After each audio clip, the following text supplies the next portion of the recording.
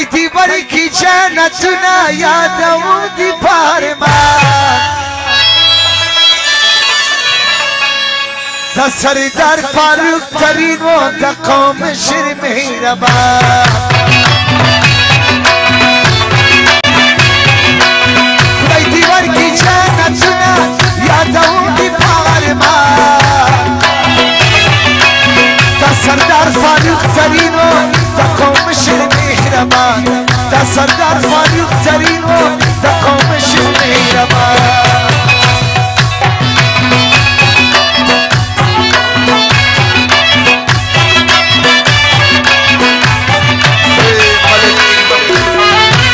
ملک بشیر خان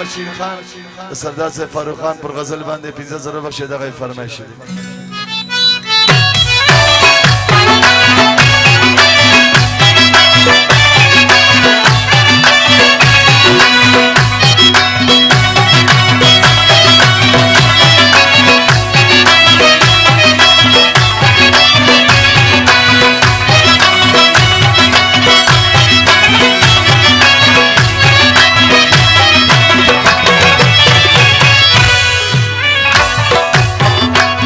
شسري وبردي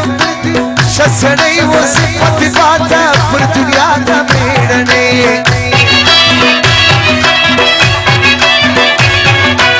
ستوا ورتا کموما پاکلانی و بخشی ستوا ورتا کموما پاکلانی و بخشی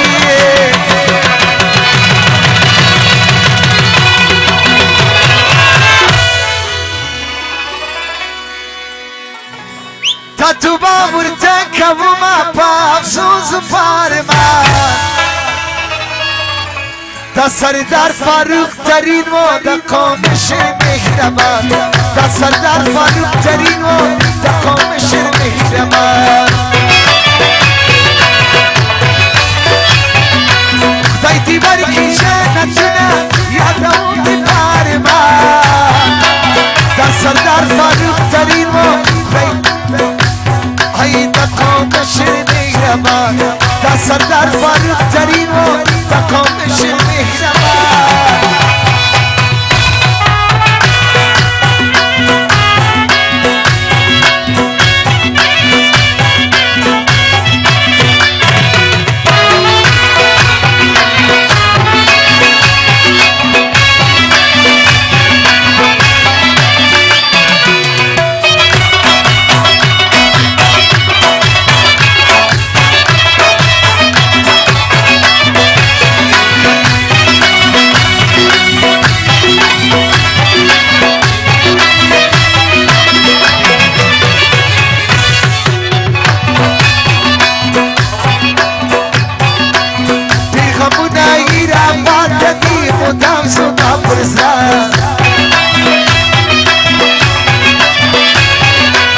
لازم پورته کومت اسما پیادی همیشه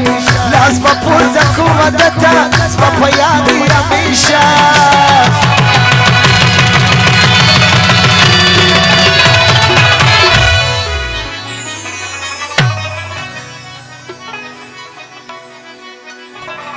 تفیراقی شریجی دا غټون ترینا